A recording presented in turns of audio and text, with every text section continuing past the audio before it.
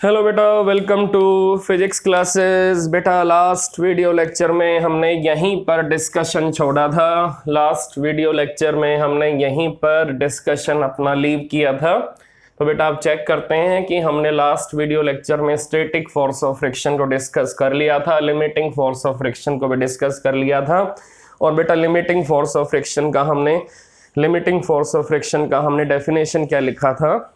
The maximum value of static force of friction is known as limiting force of friction। तो बेटा limiting force of friction का meaning है जब object आपका just begin to move वाली condition में आ जाएगा, जस्ट कम टू मोशन वाली कंडीशन में आ जाएगा, जब ऑब्जेक्ट आपका eight the verge of starting of motion वाली कंडीशन में आ जाएगा, तो बेटा उस केस में जो फोर्स ऑफ फ्रिक्शन ऑब्जेक्ट को मिलेगा from surface in contact, then that force of friction is known as limiting force of friction. तो बेटा हम लिमिटिंग फोर्स ऑफ फ्रिक्शन को सिंपल वे से किस टाइप से बताएंगे? लिमिटिंग फोर्स ऑफ फ्रिक्शन को, the force of friction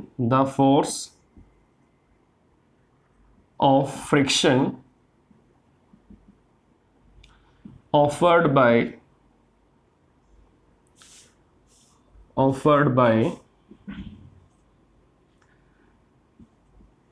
surface in contact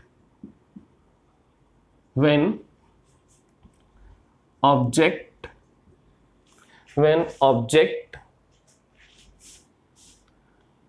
just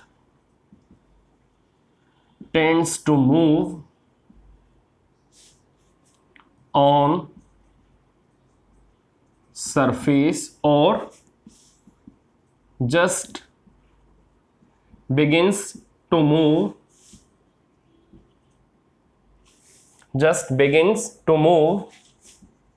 on surface or comes at the verge of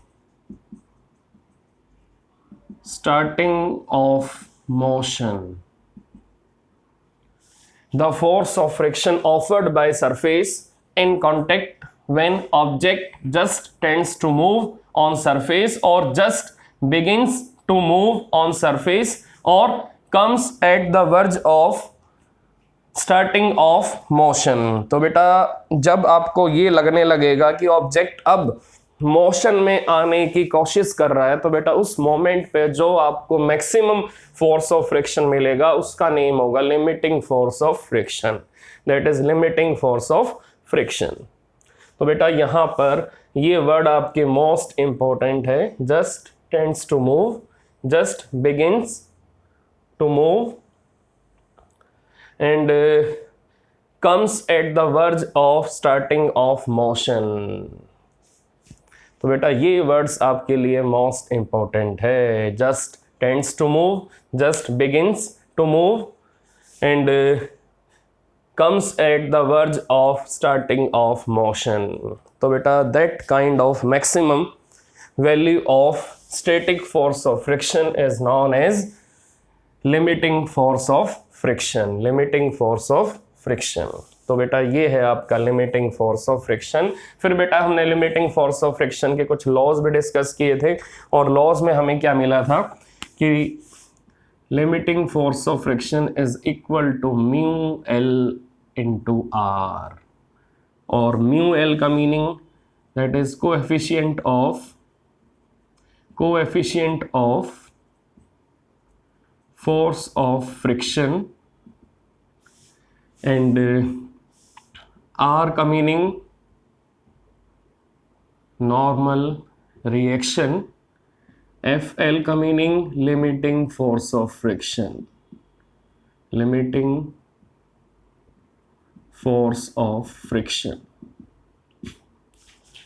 तो बेटा ये हमें फोर्स ऑफ फ्रिक्शन का फार्मूला मिला था from laws of limiting force of friction. तो बेटा अब आपको ये मालूम होना चाहिए कि म्यू एल की सिग्निफिकेंस क्या है. It will tell us nature of surface in contact. It will tell us smoothness and roughness of surface. Smoothness and roughness of surface. तो बेटा जनरल वे में इसकी वैल्यू आपको क्या मिलेगी, लेस देन 1 मिलेगी.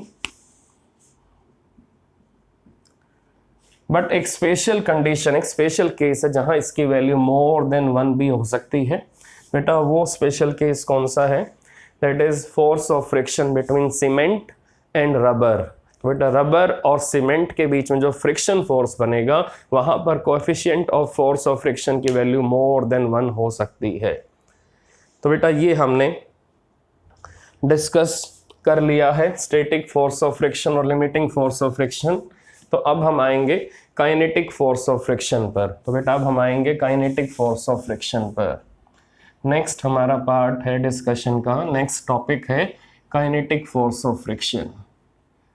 Kinetic force of friction. तो पहले उसको डिस्कस करते हैं, काइनेटिक फोर्स ऑफ फ्रिक्शन को.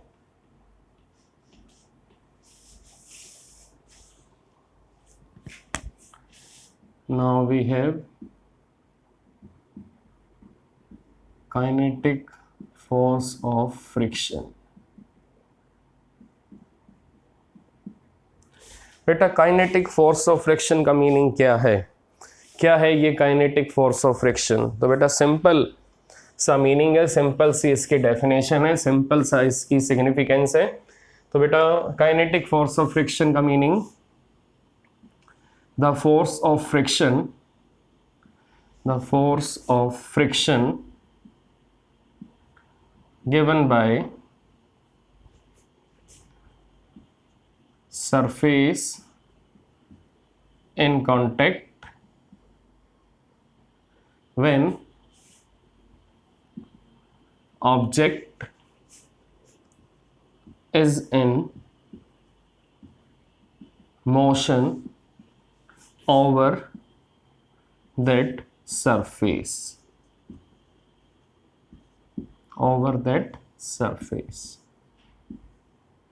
The force of friction given by surface in contact when object is in motion over that surface. तो बेटा जब ऑब्जेक्ट आपका किसी सरफेस पर मोशन में होगा, जब ऑब्जेक्ट आपका किसी सरफेस पर मोशन में होगा तो उस मोमेंट में जो फोर्स ऑफ फ्रिक्शन हमें मिलेगा सरफेस इन कांटेक्ट से, तो बेटा that force of friction is known as kinetic force of friction. Now that force of friction is known as kinetic force of friction. Now F K is equal to mu k into r. Fk is equal to mu k into r. तो बेटा यहाँ पर mu k का meaning क्या है, mu k is equal to coefficient of kinetic force of friction. Coefficient of kinetic force of friction.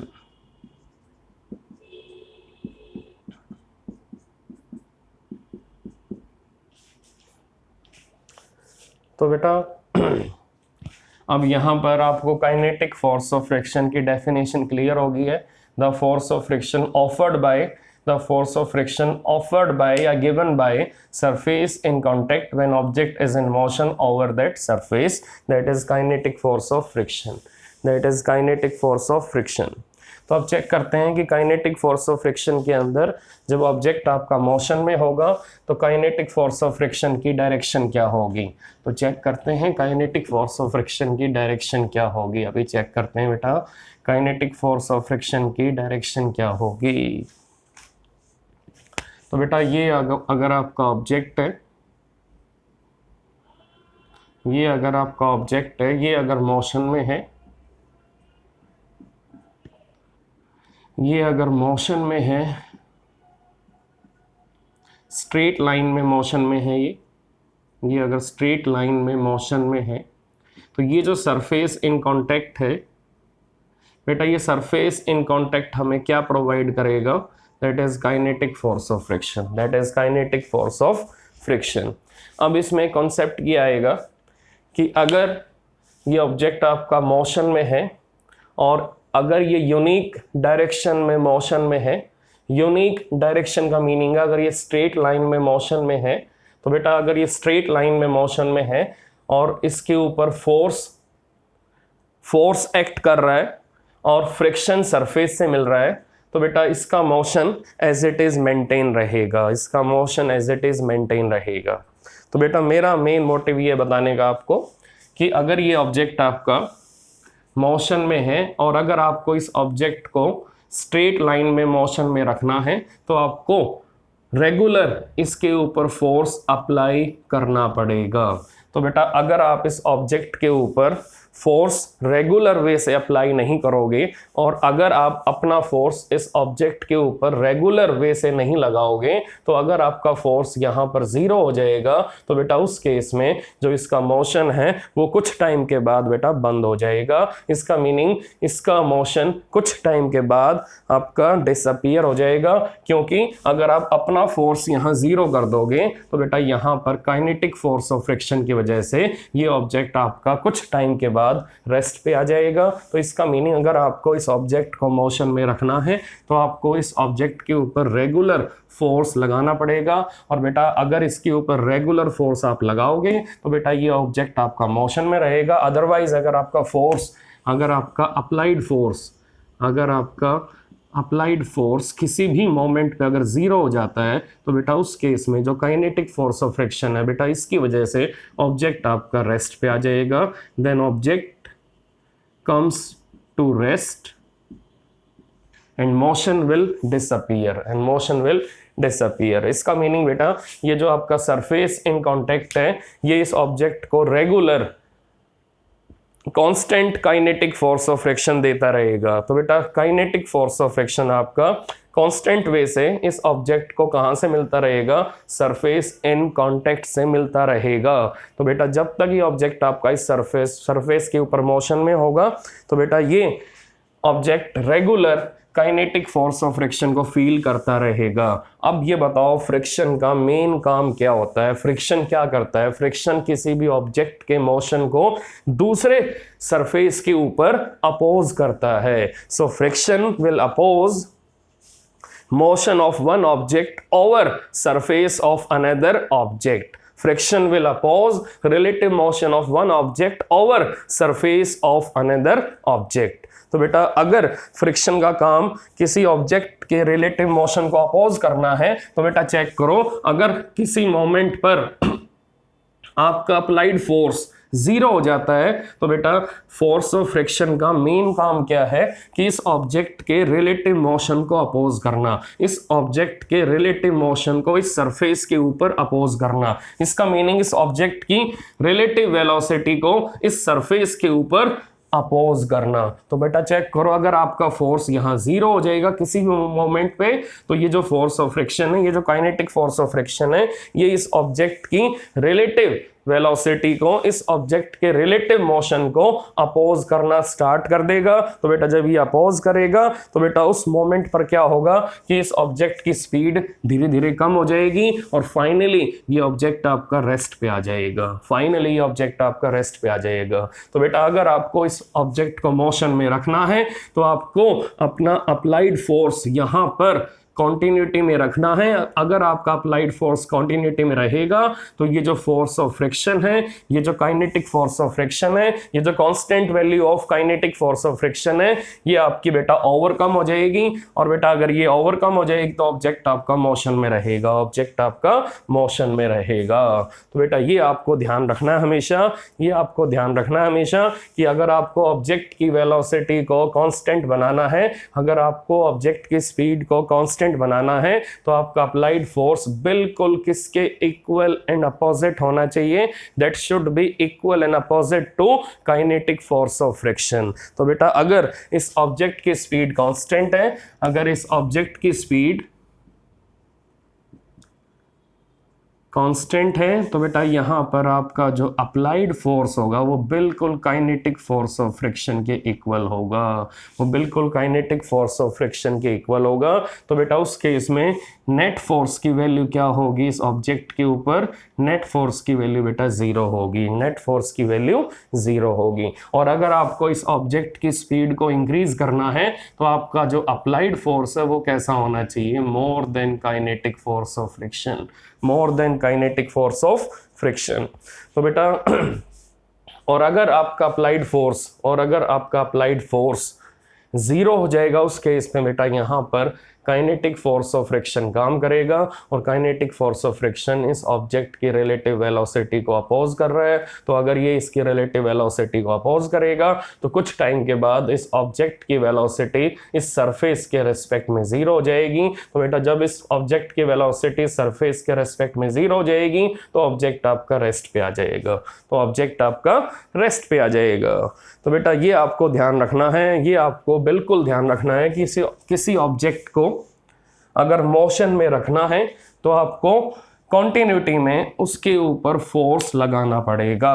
तो अगर आपको उसको मोशन में रखना है तो अगर आपको सिर्फ एक बार ही लगाना है फोर्स, आपको सिर्फ उसका मोशन स्टार्ट करना है, तो बेटा स्टार्ट करने के बाद अगर आपका फोर्स 0 हो जाता है तो बेटा कुछ टाइम तक तो ऑब्जेक्ट आपका मोशन में रहेगा, लेकिन फाइनली ऑब्जेक्ट आपका रेस्ट पे आ जाएगा, due to kinetic force of friction, तो बेटा अब आपको ये ध्यान रखना है कि जो लिमिटिंग फोर्स ऑफ फ्रिक्शन होगा वो बेटा काइनेटिक फोर्स ऑफ फ्रिक्शन से ज़्यादा होगा। तो ये बेटा आपको ध्यान रखना है कि limiting force of friction always more than kinetic force of friction. इसका मीनिंग किसी ऑब्जेक्ट की मोशन को इनिशिएट करना काफ़ी डिफिकल्ट है as compare to maintain the motion of any object. तो बेटा किसी ऑब्जेक्ट के मोशन को इनिशिएट करना, किसी ऑब्जेक्ट के मोशन को स्टार्ट करना मुश्किल है as compare to maintain the motion of any object. तो बेटा हम किसी ऑब्जेक्ट के मोशन को मेंटेन रखेंगे काइनेटिक फोर्स ऑफ फ्रिक्शन से, लेकिन अगर हमें किसी ऑब्जेक्ट के मोशन को स्टार्ट करना है, हमें किसी ऑब्जेक्ट के मोशन को इनिशिएट करना है, हमें किसी ऑब्जेक्ट को मोशन में लाना है, तो हमें सबसे पहले लिमिटिंग फोर्स ऑफ फ्रिक्शन को ओवरकम करना पड़ेगा, इसको अपोज करना पड़ेगा। तो बेटा लिमिटिंग फोर्स ऑफ फ्रिक्शन आपका काइनेटिक से भी ज़्यादा होता है, लिमिटिंग फोर्स ऑफ फ्रिक्शन आपका स्टैटिक फोर्स ऑफ फ्रिक्शन से भी ज़्यादा होता है, ये उसकी मैक्सिमम वैल्यू होती है। तो बेटा अगर हमें किसी ऑब्जेक्ट को मोशन में लाना है तो सबसे पहले लिमिटिंग फोर्स ऑफ फ्रिक्शन को ओवरकम करना पड़ेगा। तो बेटा अगर limiting force of friction maximum force of friction है तो ऑब्जेक्ट को मोशन में लाना आपके लिए सबसे डिफिकल्ट टास्क होगा। बट अगर ऑब्जेक्ट आपका मोशन में है और उसकी मोशन को मेंटेन रखना है तो वो आपके लिए बेटा स्टार्टिंग द मोशन वाले टास्क से काफ़ी इजी होगा। तो ये बेटा आपको ध्यान रखना है कि अगर किसी ऑब्जेक्ट के मोशन को स्टार्ट करना है तो वहाँ पर we need to apply maximum force, but अगर किसी ऑब्जेक्ट के मोशन को मेंटेन रखना है then we need to apply less amount of force. तो बेटा मोशन को स्टार्ट करना डिफिकल्ट है, लेकिन मोशन को मेंटेन रखना उससे इजी टास्क है, क्योंकि हमें अगर किसी बॉडी की मोशन को मेंटेन रखना है तो हमें सिर्फ काइनेटिक फोर्स ऑफ फ्रिक्शन को अपोज करना पड़ेगा, लेकिन अगर किसी बॉडी के मोशन को हमें स्टार्ट करना है तो हमें सबसे पहले लिमिटिंग फोर्स ऑफ फ्रिक्शन को अपोज करना पड़ेगा। और लिमिटिंग फोर्स ऑफ फ्रिक्शन की वैल्यू बेटा काइनेटिक फोर्स ऑफ फ्रिक्शन से ज़्यादा होती है, लिमिटिंग फोर्स ऑफ फ्रिक्शन की value kinetic force of friction से बेटा ज़्यादा होती है। तो अब चेक करते हैं कि फोर्स ऑफ फ्रिक्शन का वेरिएशन कैसा होगा अप्लाइड फोर्स के साथ। तो अब हम चेक करेंगे variation of force of friction with applied force. तो बेटा वेरिएशन को डिस्कस करने से पहले आपको काइनेटिक फोर्स ऑफ फ्रिक्शन में एक इंपॉर्टेंट पॉइंट हमेशा माइंड में रखना है कि बेटा kinetic force of friction does not depend on relative velocity of object. तो बेटा काइनेटिक फोर्स ऑफ फ्रिक्शन कभी भी, काइनेटिक फोर्स ऑफ फ्रिक्शन कभी भी रिलेटिव वेलोसिटी ऑफ ऑब्जेक्ट पे डिपेंड नहीं करेगा। तो बेटा इस ऑब्जेक्ट की वेलोसिटी कुछ भी हो सकती है, इस ऑब्जेक्ट की वेलोसिटी बेटा, इस ऑब्जेक्ट की वेलोसिटी कोई भी वैल्यू कैरी कर सकती है, लेकिन बेटा काइनेटिक फोर्स ऑफ फ्रिक्शन की वैल्यू यहाँ इस सरफेस पर आपको कांस्टेंट मिलेगी। यहाँ आपको इस सरफेस पर काइनेटिक फोर्स ऑफ फ्रिक्शन की वैल्यू कांस्टेंट ही मिलेगी। रीजन क्या है बेटा, काइनेटिक फोर्स ऑफ फ्रिक्शन का बेटा फार्मूला क्या है, म्यू के आर। तो बेटा जब ये ऑब्जेक्ट आपका मोशन में होगा, अगर इसकी स्पीड इंक्रीज होती रहेगी तो बेटा उस केस में जो इसका वेट है वो तो फिक्स ही रहेगा। बोलो बेटा वेट कैसा रहेगा, इसका वेट तो इसका फिक्स ही रहेगा, वेट में कोई चेंज नहीं आएगा। इसका मीनिंग इस ऑब्जेक्ट की वेलोसिटी कुछ भी हो, इस ऑब्जेक्ट की वेलोसिटी 10 मीटर पर सेकंड हो, 20 मीटर पर सेकंड हो, 40 मीटर पर सेकंड हो, 50 मीटर पर सेकंड हो, बेटा अगर इस ऑब्जेक्ट की वेलोसिटी बार बार इंक्रीज हो रही है, बार बार डिक्रीज हो रही है, तो बेटा उन कंडीशंस में काइनेटिक फोर्स ऑफ फ्रिक्शन की वैल्यू पे कोई असर नहीं पड़ेगा, ये एज इट इज सेम रहेगा, क्योंकि आर भी आपका किसके इक्वल है, वेट के इक्वल है। तो बेटा अगर आर वेट के इक्वल है तो इसका मीनिंग वेट तो आपका फिक्स है, मास में कोई चेंज नहीं आएगा, ग्रेविटी में कोई चेंज नहीं आएगा। तो बेटा आर फिक्स है, एम जी फिक्स है, और बेटा म्यू के बेटा कांस्टेंट है, म्यू के आपका कांस्टेंट है, म्यू के आपका कांस्टेंट है। इसका मीनिंग ऑब्जेक्ट की वेलोसिटी कुछ भी हो, ऑब्जेक्ट की वेलोसिटी कुछ भी हो, काइनेटिक फोर्स ऑफ फ्रिक्शन पे कोई असर नहीं पड़ेगा। So kinetic force of friction does not depend on the relative motion of that object on any surface, on any surface. तो बेटा इसकी वेलोसिटी कुछ भी हो, काइनेटिक फोर्स ऑफ फ्रिक्शन आपका एज इट इज सेम रहेगा। तो बेटा अब ये आपको क्लियर हो चुका है, ये आपको क्लियर हो चुका है कि kinetic force of friction does not depend on the velocity of object in motion. Next we have variation. तो बेटा अब हम वेरिएशन को डिस्कस करने वाले हैं। तो अब हम वेरिएशन को डिस्कस करने वाले हैं। वेरिएशन हम डिस्कस करने वाले हैं फोर्स ऑफ फ्रिक्शन का अप्लाइड फोर्स के साथ, फोर्स ऑफ फ्रिक्शन का अप्लाइड फोर्स के साथ, फोर्स ऑफ फ्रिक्शन का अप्लाइड फोर्स के साथ।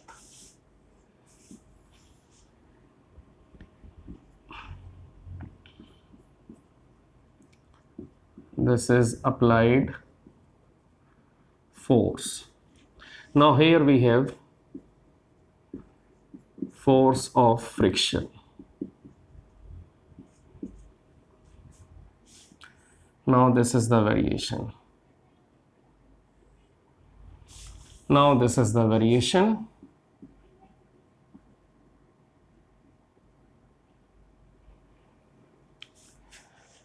Now let us see that on this straight line what we are having, force of friction proportional to applied force. It means O to A.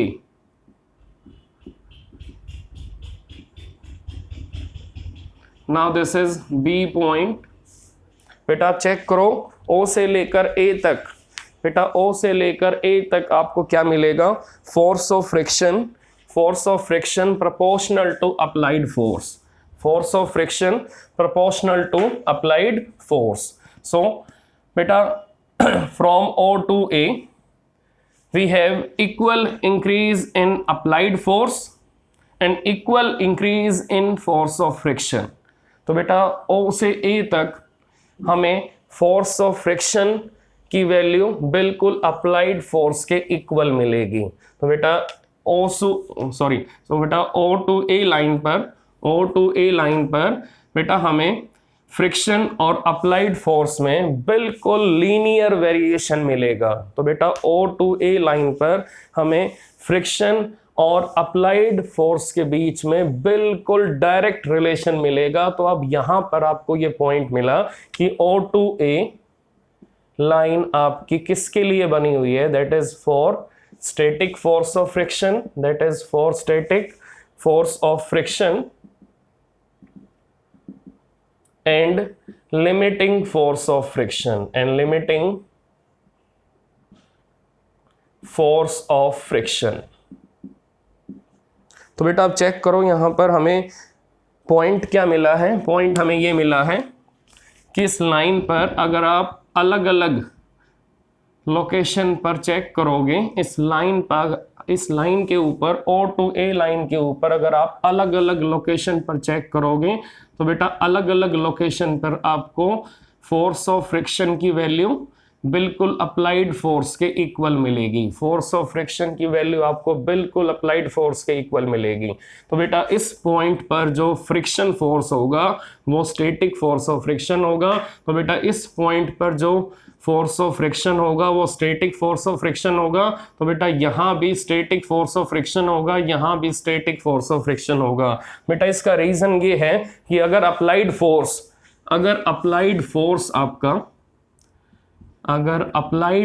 आपका बेटा static force of friction के equal होगा तो उस case में बेटा net force की value क्या होगी, net force applied force minus static force of friction equal to 0। तो ऑब्जेक्ट आपका रेस्ट पर होगा। तो बेटा ऑब्जेक्ट आपका रेस्ट पर होगा। आप चेक कर सकते हो कि अगर फोर्स ऑफ फ्रिक्शन की वैल्यू और अप्लाइड फोर्स की वैल्यू अगर सेम हो जाएगी तो उस केस में ऑब्जेक्ट के पास नेट फोर्स की वैल्यू 0 आएगी। तो अगर ऑब्जेक्ट के पास 0 न्यूटन फोर्स है तो बेटा ऑब्जेक्ट आपका स्टेट ऑफ रेस्ट को फॉलो करेगा, ऑब्जेक्ट आपका स्टेट ऑफ रेस्ट को फॉलो करेगा। तो बेटा यहां चेक करो कि स्टैटिक फोर्स ऑफ फ्रिक्शन की मैक्सिमम वैल्यू किस पॉइंट पे आएगी। तो बेटा स्टैटिक फोर्स ऑफ फ्रिक्शन की मैक्सिमम वैल्यू बेटा ए पॉइंट पर आएगी। तो आपको ए पॉइंट पर बेटा कौन सा फ्रिक्शन मिलेगा, आपको ए पॉइंट पर मिलेगा limiting force of friction, that is limiting force of friction. अब बेटा चेक करो कि लिमिटिंग फोर्स ऑफ फ्रिक्शन के बाद जब ऑब्जेक्ट आपका जस्ट बिगिन टू मूव होगा, जस्ट कम्स टू मोशन होगा, तो बेटा उस मोमेंट पर उसके पास कौन सा फ्रिक्शन आ जाएगा, बेटा उस मोमेंट पर उसके पास काइनेटिक फोर्स ऑफ फ्रिक्शन आ जाएगा।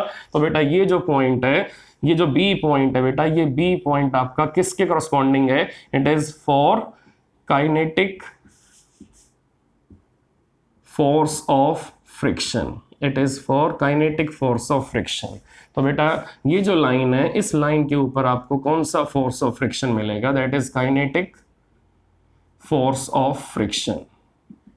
अब चेक करो बेटा इस लाइन के ऊपर अप्लाइड फोर्स आपका इंक्रीज होता जा रहा है। तो बेटा बी से आगे, बेटा बी जो आपका पॉइंट है, तो बेटा बी पॉइंट से आगे अप्लाइड फोर्स की वैल्यू इंक्रीज होती जा रही है। इसका मीनिंग बी पॉइंट के बाद जो वेलोसिटी है ऑब्जेक्ट की वो इंक्रीज होती जा रही है, velocity increases after point B. आप चेक कर सकते हो बेटा बी पॉइंट के बाद काइनेटिक फोर्स ऑफ फ्रिक्शन की वैल्यू तो बेटा कांस्टेंट है, बट अप्लाइड फोर्स की वैल्यू इंक्रीज होती जा रही है। तो क्या होगा बेटा, नेट फोर्स की वैल्यू इंक्रीज होगी, नेट फोर्स की वैल्यू इंक्रीज होगी। नेट फोर्स कैसे निकलेगा बॉडी के ऊपर, applied force minus kinetic force of friction. तो बेटा अगर नेट फोर्स की वैल्यू, बेटा नेट फोर्स की वैल्यू क्या आएगी आफ्टर बी पॉइंट, तो बेटा बी पॉइंट के बाद क्या होगा कि applied force minus kinetic force of friction. अब बेटा ये वैल्यू अगर इंक्रीज होती जाएगी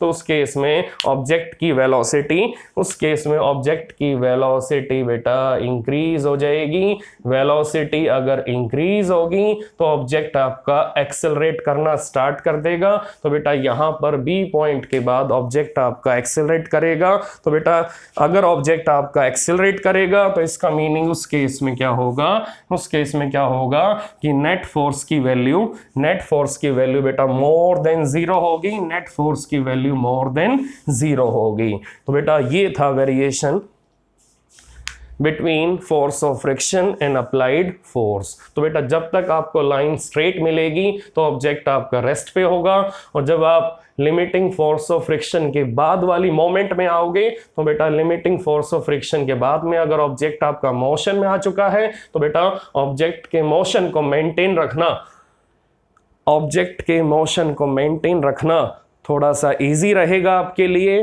क्योंकि ऑब्जेक्ट को मोशन में लाना आपके लिए डिफिकल्ट है, आपको लिमिटिंग फोर्स ऑफ फ्रिक्शन तक जाना है, लेकिन मोशन को मेंटेन रखने के लिए we need to oppose only kinetic force of friction. तो बेटा अगर आपको ऑब्जेक्ट को मोशन में लाना है, उसके मोशन को इनिशिएट करना है, तो वो आपके लिए डिफिकल्ट है, लेकिन बॉडी के मोशन को मेंटेन रखना आपके लिए इजी है। So it is easier to maintain the motion as compare to initiate the motion, as compare to initiate the motion. तो बेटा इस टाइप से हमने वेरिएशन डिस्कस किया है।